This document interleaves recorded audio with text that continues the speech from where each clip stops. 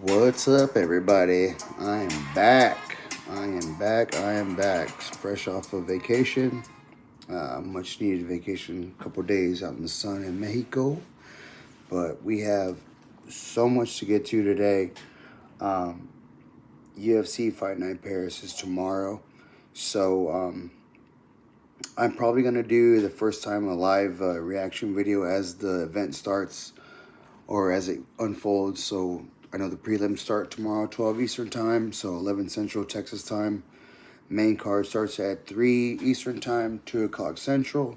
So I'm really thinking I'm going to do my first live reaction tomorrow. So if you can make it, tune in. Um, but yeah, like I said, just got back from vacation. There's so much news to get to.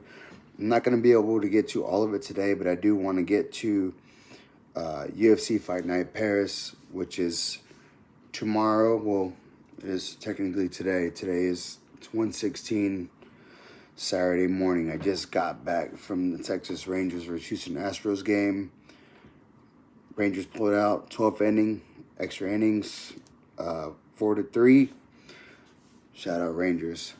But let's just get into it now. UFC Fight Night Paris tomorrow. The main event. Number 2 ranked Nasruddin Imavov, 16-4, won no contest, coming fresh off his knockout victory over Izzy Adesanya in the second round, is taking on the up-and-coming fighting nerd Caio Borralho, ranked number 7 out of Brazil. He's 17-1, won no contest, coming off a decision victory over Jared Cannonier. This is a very interesting fight. The betting odds are favoring Caio Borralho right now. DraftKings has him -130. Nasruddin Imavov is +110. And this, I just checked this maybe 10 minutes ago as far as the betting odds. I think they are giving Caio a lot of space here as far as what he can do on the ground and what the betting odds are thinking he can do to Nasruddin Imavov. Caio Borralho is a very good striker, or his striking's okay. I won't say he's a very good striker, but Nasruddin Imavov proved that he can strike with the best in the world. I mean, he just knocked out the former world champion, 2-time world champion at middleweight, Izzy Adesanya. And you can say what you want, but Izzy even said himself that that was the best he's ever felt. That's the strongest he's ever felt. And Nasruddin Imavov went in there, took it to him, and got the knockout victory. So +110, if you're a betting person, betting man, like I am, I'm probably going to put my money on number 2 ranked Nasruddin Imavov. I mean, I like Caio Borralho. I like what he's doing. I like his style. I mean, his last 3 wins, Cannonier by decision, Paul Craig by KO TKO in the second round, and then against Abus Magomedov, it was a decision. But the way he works in there, he might not always get the finish, but he moves good, he strikes well, he grapples well, and he's just got that persona to him. You know, he's Brazilian, he speaks good English, he can really rattle up some feathers, and he's making a name for himself. You know, he was really talking shit about DDP, and he's still talking shit about Hamza Chimaev, but Nasruddin Imavov is the number 2 ranked guy right now. He's coming off KO win over Izzy Adesanya, like I said. Brendan Allen, unanimous decision in the 3rd round. Then Jared Cannonier, he KO TKO'd him in the 4th. So I believe Imavov is the truth. I think if anybody deserves the next shot, it's got to either be Imavov or the winner of Fluffy Hernandez versus the Ritter. I think the UFC's in a good spot at middleweight because they can pick the winner of this fight, or if Fluffy De Ritter has a better performance, then they can go ahead and jump in on that. So, and I'm sure Chimaev won't have a problem taking either winner of either one of these fights. But I just think Imavov's going to be a little bit slicker on the feet. I think he's going to be able to avoid takedowns and not put himself in positions for Borralho to really work his jiu-jitsu. So I'm just going to go ahead and just be up front. I'm going to take Imavov by victory. I I'm going to go decision. I think he does enough to win. I think Kyle might try to drag him down, but I think Amov's going to do a good job of avoiding takedowns. And if he does get taken down, he's going to do a good job scrambling back up and make it into a fist fight. So I'm going to go with Nasruddin Imavov in Paris. Don't forget, he's Parisian. So I know they say it's a lot of pressure when you fight in your hometown, but it can also be a good motivator as well. So I'm going to go Nasruddin Imavov decision. And then the co-main event, Benoit Saint Denis taking off Mauricio Hufi. Man, that's going to be a damn good scrap. You know, that's going to be a tough order for BSD. I really like BSD. He's 4-3, 1 no contest. Mauricio Hufi, superstar, is coming out of the Fighting Nerds out of Brazil as well. But he's 12-1. A lot of people are thinking that Mauricio Hufi, including Vegas, is going to smoke BSD. Mauricio Hufi is a minus 148 going into this fight, according to DraftKings, and BSD is plus 124 straight up. But I mean, look at BSD's record. I mean, he won against Prepelec with the second round submission, and then he lost to Moicano. Most people remember that fight. He was winning that fight. He gassed out. Moicano took his back, beat him up. Could have subbed him, but decided just to TKO him in the second round. And then, of course, the Poirier fight. I mean, he was giving DP all he could handle in that first round as far as the grappling. And then DP just, beautiful counter shots and then knocks him out in the second round. And then on the other side, Mauricio Hufi, you got the KO victory over King Green, which was nasty. I ain't going to lie. He looked super slick up there. Super slick in that fight, and he put it on King Green. But before that, you got James Lontop win by decision, and then Jamie Malarkey KO, TKO first. But those two guys, James Lontop, Jamie Malarkey, even King Green are not at the level of even a Moicano or a Poirier. And that's the competition that BSD has fought in his last 3 fights. But I think Hufi is the real deal. But I don't know if you can write off BSD that easily. Especially he's in France. He's a Frenchman. I believe he's a Parisian as well. He's going to want to fight. And everybody knows that he's not a stranger to just biting down and going to war. I don't know if that's going to be the best strategy against a guy like Mauricio Hufi. But it's going to be interesting. For this fight, I will go with the odd makers. I'm going to take Hufi. I don't think BSD will be able to get a knockout against Hufi. I think his best way to victory is going to be submission. He likes to grapple. He's strong on the ground. But I think Hufi is going to be ready for that. He's going to try to avoid takedowns at all costs. And if it stays standing, Hufi is going to get the job done. And it might be nasty, just like the King Green knockout. So I'm going to go Mauricio Hufi in the co-main event. And then we'll move down to the featured fight. Modestas Bukauskas versus Paul Craig, the Scottishman. Paul Craig. I'm so torn. I really like Paul Craig. I really, really like him. But he is a plus 260 coming into this. And Modestas is a minus 325. Paul Craig's last win was against Andre Muniz in July of 2023. That's over 2 years ago. I mean, I know it might not always be his fault. His last fight, Rodolfo Bellato, no contest. Bo Nickal, he loses. Before that, Caio Borralho, he gets KO'd, TKO'd in the second. I mean, he's not getting fed cupcakes. I'll give you that. I mean, Paul Craig is fighting the best of the best guys, and not to forget, he was at 210 before he dropped down to 85. Now he's back at 205, and then he went down to 85. Or am I messing that up? No, that's right.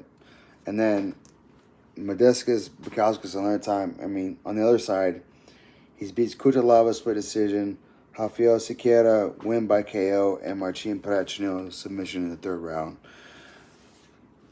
If Paul Craig cannot get this fight to the ground to work his jiu-jitsu, it's going to be a very long night for him. And I really like Paul Craig, man. I think he's just, I would love to just crush beers with that dude, with that accent. I mean, he's awesome.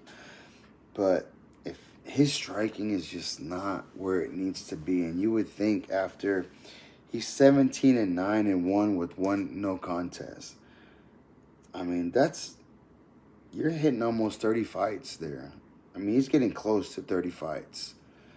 And your striking is not where it needs to be. I'm sorry, Paul Craig, but you need to probably take a few months off and just live in a boxing gym or a Muay Thai gym and just get the fundamentals down, because it's just not where it needs to be. And if you cannot get a takedown, if you cannot pull guard or pull a deep half into a sweep, Bukowskis is willing and able to throw hands and knock you out. And I don't really want that for you. I don't know why I like Paul Craig so much, but I really like him.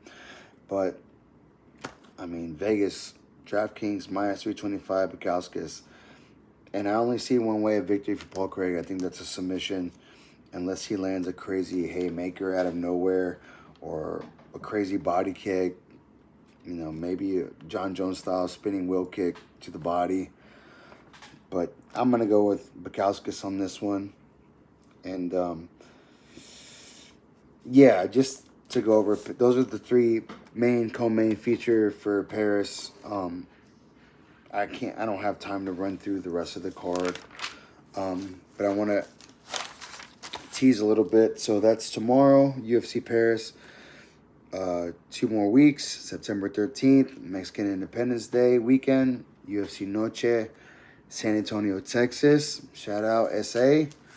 I'm going to just cover the main and the co-main real quick. Diego Lopez, ranked number 2 featherweight in the world, 26-7, 10 KOs, 12 subs, 15 first-round finishes, takes on Jean Silva, ranked number 10, coming off that ragdoll victory over Bryce Mitchell.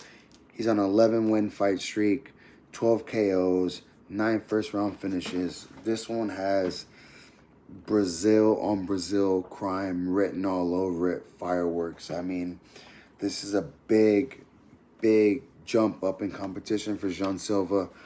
As we saw, Bryce Mitchell, the way he handled him, I don't think Bryce Mitchell was ever a natural 45. I mean, we saw him at 35 his last go out. He looked great. He looked shredded. Nobody has ever seen Bryce Mitchell look that good. And I think he should have been at 135 a year. Honestly, I think after he got thrown around by Ilya, Bryce Mitchell should have went down to 35. But I think after the Jean Silva beatdown, he realized that he needed to make a switch, or he was probably going to get cut. But this one is 2 Brazilians going at it. Number 2 and number 10. Jean Silva has a glass ceiling for potential. I mean, this dude, he has everything. He can strike. He's big. He's strong. He can grapple. He's coming out of the Fighting Nerd squad as well in Brazil. I mean, this dude has potential written all over him. But if you look down the resume, his resume does not match up to Diego Lopez. Diego Lopez is coming off his second loss in the UFC, and it was to the reigning defending champion, Alexander Volkanovski. And it got dicey in points in that fight. It went all 5 rounds. Lopez was never out of that fight. He was always trying to find a way to win. You can ask Volkanovski yourself. He said he hit that dude with everything he had, and Lopez just ate everything. I think that dude's been living in Mexico too long, because he fought like a Mexican fighter. He took everything on the chin and just kept moving forward, He looked like, I mean, I don't want to exaggerate it, but he kind of looked like Chavez Sr. back in the day, just marching forward, eating 3 shots to land 1. He didn't get the job done. Volkanovski is just a magnificent champion. He's been 2-time champ now for a reason. He knows what he's doing in there. But Lopez, I mean, the mauling he put on Brian Ortega before that to earn his shot, you know, stepping in and willing to fight Dan Ige, after Brian Ortega pulled out on the first one. I mean, this dude just doesn't care. He's willing to fight anybody, anywhere, anytime. I'm going to lean Diego Lopez for this fight. I haven't seen the odds yet for this one. I know John Silva's a huge prospect, but I'm going to go with the guy who's been in there, been in the fire with the best in the world. I'm going to go Diego Lopez. I think Lopez can drag John Silva into deep waters and really test him. And this is where we're going to see if John Silva is really the real deal. You know, he's ranked number 10. He's getting this opportunity over the other 8 guys in front of him. So, or 6 guys in front of him. So we're going to see where he sits in this division. And I think Diego Lopez is the perfect person to test him on this. And then co-main event, you got number 9, Rob Font. I think his initial opponent was the gremlin-looking Rosas. I'm not sure what happened to him. I think he got injured. He pulls out. David Martinez steps in, the Black Spartan from Mexico. I mean, if anybody saw his last performance on the Brandon Moreno Urseg Mexico City card, that brutal KO he had over Simon Oliveira was wild. It was, I believe it was round 1, like 4:30. Oh, okay.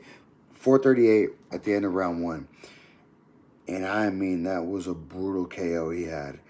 And the dude is a very well-spoken guy. I think Mexico's really going to rally around this dude. He's not ranked, but he's fighting Rob Font, number 9, and everybody knows Rob Font is just a beast, man. He's willing to get down there with anybody in that division. He's coming off a good win against Matsumoto. And Rob Font is actually flying the Puerto Rican flag for this fight. And I'm not sure if he's done it before, but hey, it's Noche UFC. Why not try to spark up a little controversy, Puerto Rico versus Mexico? And not never wrong with that. There's always give the best fights. So, but I'm going to go spoiler here. I'm going to go David Martinez. I mean, call him my Mexican bias, whatever you want to call it. But I like Rob Font, but I'm going to go David Martinez. I think this is going to be a good test for him against Rob Font in front of a very heavy Mexican crowd. I mean, don't forget, this is going to be in San Antonio, Texas. So, yeah, it's going to be a predominantly Mexican crowd, Mexican-American crowd. So, David Martinez will definitely have the crowd behind his back. And Rob Font's going to be walking into enemy territory. I mean, it is what it is. But I'm going to go David Martinez. I mean, if Rob Font gets it done, I won't be surprised. But I think Martinez is going to be his breakout fight, his breakout party. I think he gets it done. I think he gets it done brutal, just like the last one. I think he gets a big KO, and he's gonna launch himself into the top 10 in that division. So those were the 2 main things I wanted to go over: Paris, UFC Noche, because those are the ones coming up. Paris, of course, tomorrow or today. Noche coming up on the 13th September, Mexican Independence Weekend. But I wanted to go over or tease a couple real quick. Fight night, Perth, Australia, September 27th. Olberg versus Reyes. I have to give a huge shout out to my boy, Joe Conway. He stayed with me this summer while he was playing summer football here in Texas. And many nights we would sit outside just drinking beers, talking fights, watching fights. And after Reyes' performance over Krylov, or was it Nikita Krylov? Yeah, the Ukrainian. And then Olberg's performance, he's the one that told me, he goes, the next fight should be Olberg versus Reyes, and it should be a main event fight night in Perth. And it came to fruition. So shout out Joe, you called it right, my boy. That fight's going to be good. I like Reyes. He looked really good his last fight. But Olberg is just surging right now, man. I really like Carlos Olberg. Everything that he's doing over there at City Kickboxing is working. I mean, he's around world champions. He's been around Izzy. He's been around Volk. He's seen guys like Kaikar France who are challenging all the time. He's around guys like Dan fucking Hooker, the crazy wild man that he is. He's got all the tools around him. I think that's going to be a spectacular fight. Man, I couldn't even call it right now. I will break it down the sooner we get. I mean, it's towards the end of the month, September 27th. So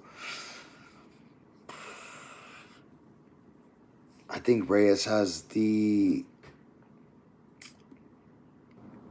has the experience on his side. He's fought against the best in the world.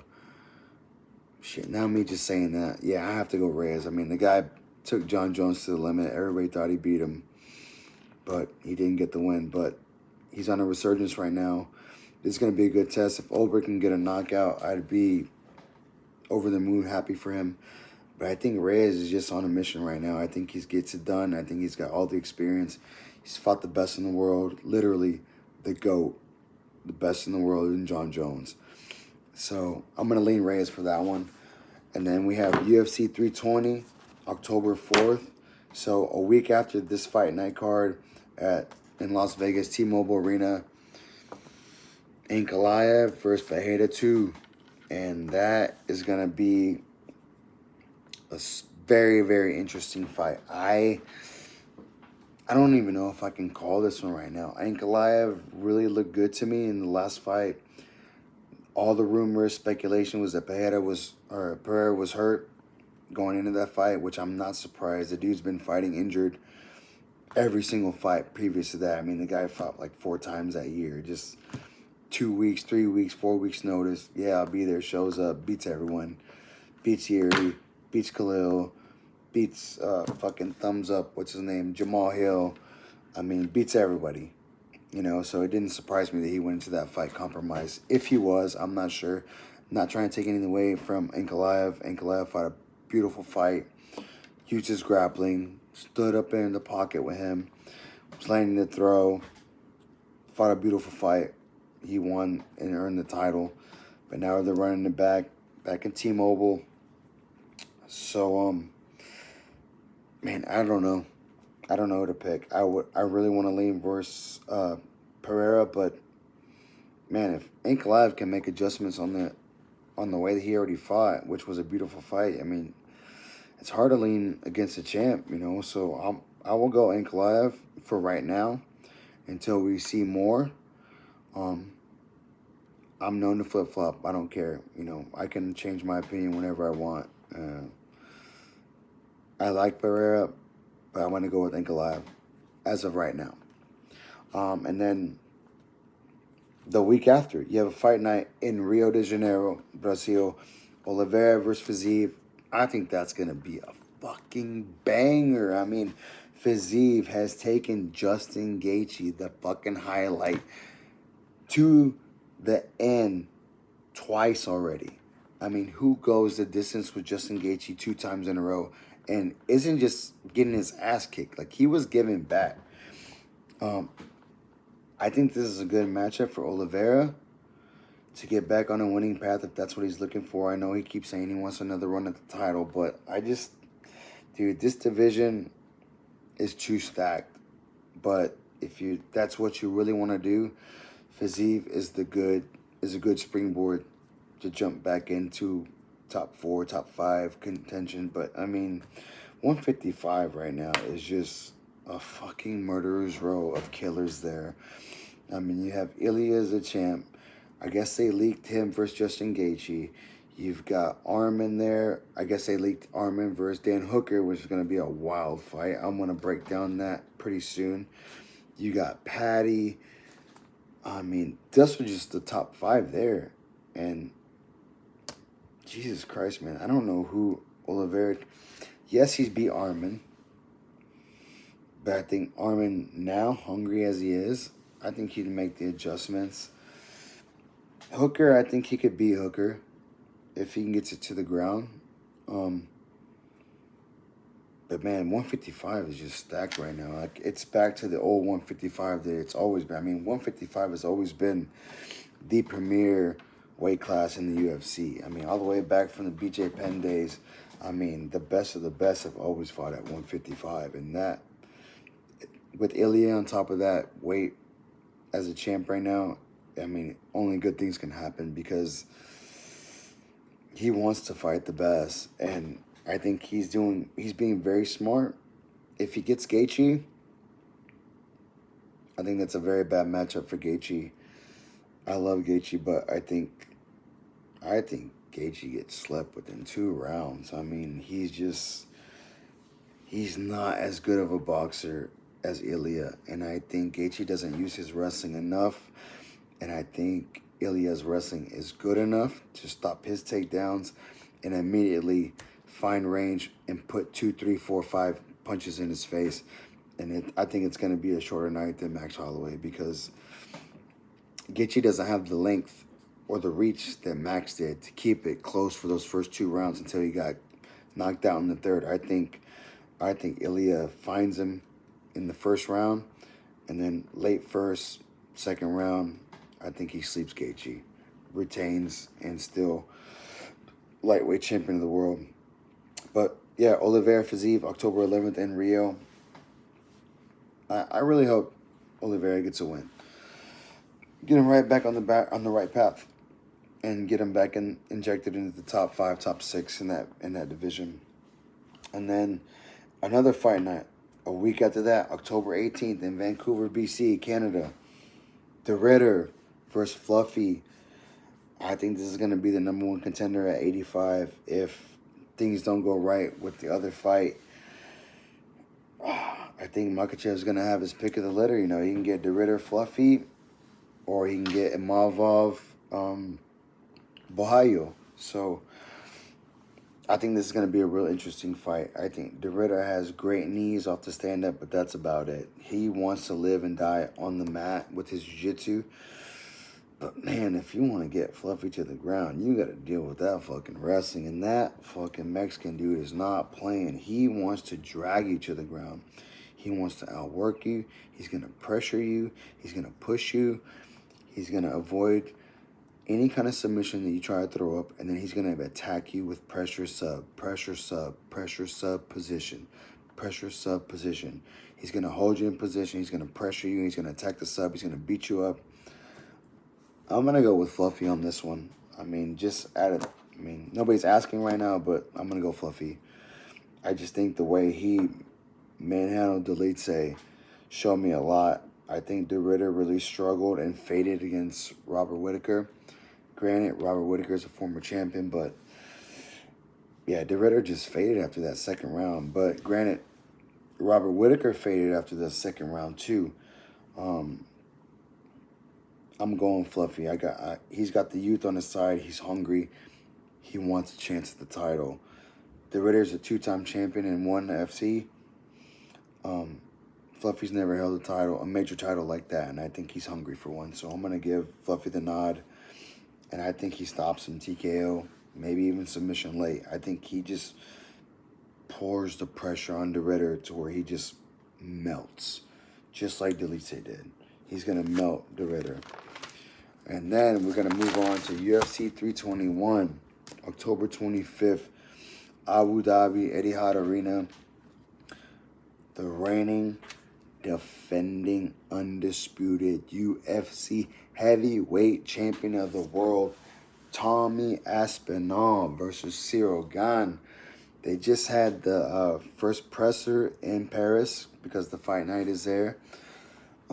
Aspinall is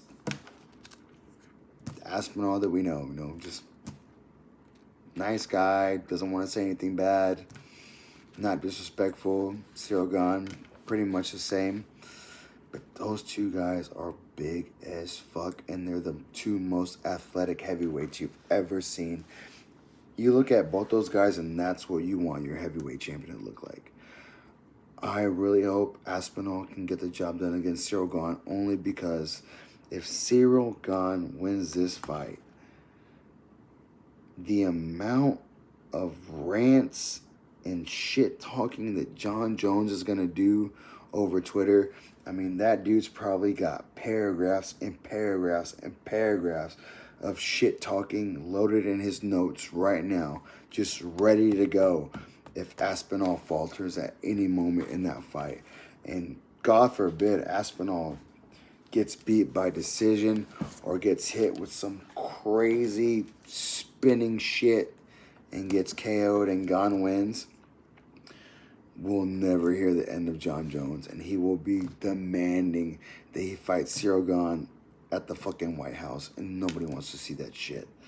Like, I have nothing against Cyril Gane. I really like him.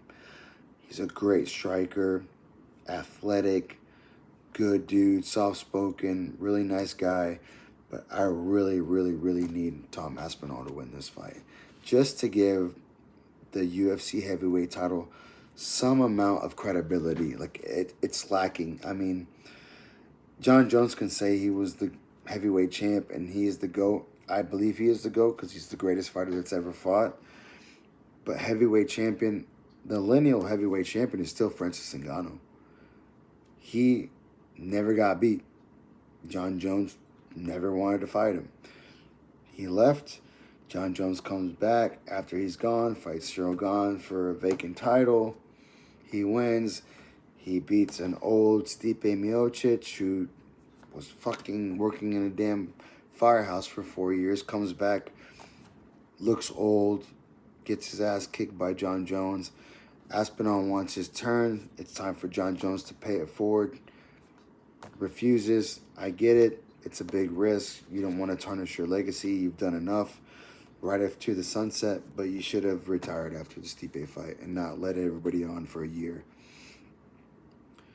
It's your prerogative, but Aspinall is the new king now. And even if Gane were to win, which I don't think he will, John Jones has no right to talk shit about Tom Aspinall because he had his opportunity to shut his mouth. And everybody thinks that John Jones ran away from Tom Aspinall. But to be honest, I'd never bet against John Jones. If John Jones would have agreed to fight Tom Aspinall, I still would have put my money on John Jones. And I like Tom Aspinall. I really, really like Tom Aspinall. But I just would never bet against John Jones. I don't understand why he didn't take the fight. I think he had a really good shot to win. But it is what it is. Tom Aspinall is the champ now. I want him to get this win to solidify his position and give some substance to the UFC heavyweight title. It's what it deserves. And then we'll get a newcomer, after the Gane fight. Maybe Pavlovich, Derek Lewis, my man, H-Town's finest. He's lurking around there, coming off a big win. He's never fought Tom. He's fought everybody else. Tom's fought everybody else. They've never met. Why not? Make it happen. It'd be interesting. Knockout King versus Undisputed King. Let's see what happens. But Aspinall Gane, Abu Dhabi, October 25th, Etihad Arena. And from what I've heard, it's going to be Abu Dhabi, UK time. So, hey, say what you want. I love early fights. I love early Saturday fights, Get the beers going around 2, 3 o'clock, be done by 7. Hey, that's good. That's good on me. I'm down with that. So, no issues with me about the start time. And then the last one we're going to go over, UFC 322, November 15th. In the Mecca, Madison Square Garden, Jack Della Maddalena versus Islam Makhachev for the undisputed welterweight title of the world. That's going to be a very, very interesting fight, man. I really like the way Jack Della fought against Bilal. He fought a perfect fight. Even though I will say I thought Bilal fought a shit fight. He didn't even try to wrestle till like the 4th or 5th round. Like, what are you doing, man? Dude, it blows my mind when these guys, especially these wrestlers, they do what gets them to the fucking dance and then they fall in love with their hands. They get one knockout or drop one guy or hurt one guy, and then all of a sudden they're making outlandish statements like, I got Canelo hands. Bilal, you don't have no fucking Canelo hands. Shut your ass up. Get back on the wrestling mat. Put your boots on and start wrestling again. You don't need to be striking with nobody. I get it. You like it. It's believe me, I understand. Hitting mitts is way funner than grappling on the wrestling mat or fucking doing jiu-jitsu for 7-minute rounds, 8-minute rounds, 5 rounds at a piece. I get it. I understand, believe me. But you don't have Canelo hands. You are not a boxer. You are a fucking wrestler who does MMA. Use your wrestling. Do what got you to the fucking dance. Don't throw it away because you want to fucking prove that you got these Canelo hands. Jack Dilla met Atlanta, put them hands on your ass, on that big nose, and you wore it. And you deserve to lose your title. And because you lost your title, you gave your friend, I guess he's your friend, who was waiting in the wings for you to lose, for him to step up to try to go and take Jack Dilla Medellina's title now. So, thank you, Bilal, for trying to box 5 rounds against a boxer like Jack Dilla Medellina. And now we get to see Islam versus JDM. And I think this is going to be a great, great fight because JDM proved that he's not easy to be taken down. And if he does get taken down, he doesn't accept it. He will scramble up. He will fight tooth and nail to get back to his feet. He will make space, and he will make you pay with those hands. Islam is not Habib. His wrestling is not as tight and as sewed up as Habib's was, but he is a better striker. His boxing has gotten a lot better. He's not afraid to throw kicks. He's not afraid to throw knees. He will step in the pocket and mix it up. And he still has those inside trips that he likes to do when he's in close, and those little judo or sambo throws that he does. This is going to be an interesting fight. This one, I can't even pick it yet. So most of the other ones, I could pick it. But this one, I have to wait till it gets closer. And then as we get closer, I will pick that fight. But as of right now, it's a wash for me. I think JDM's boxing is better. Of course, Islam's grappling is better. But JDM shows that he will scramble tooth and nail to not accept a takedown. And we got to see if Islam is willing to fight tooth and nail to stand up with JDM if he can't get a takedown. So we got a lot on the horizon, folks, as far as UFC, MMA. Like, we're living in a good time right now. We have September, October, November of just huge fights coming up back to back to back to back. I mean, what more could you want? And then, of course, we have Canelo Crawford coming up.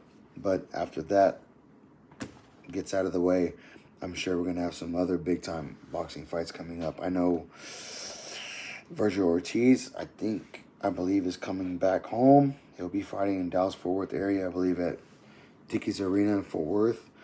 I have to lock down the date, but if he is local, which I think he is, at Dickies Arena in Fort Worth, I will be there. And I will recap that as soon as I leave that arena. But that's all I got for today. Thank you guys. Like I said, it's a lot to cover. I'm fresh off vacation.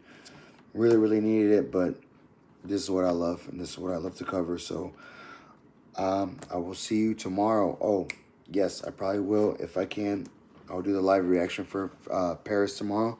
So tune in, and I'll see you on the next one. Peace.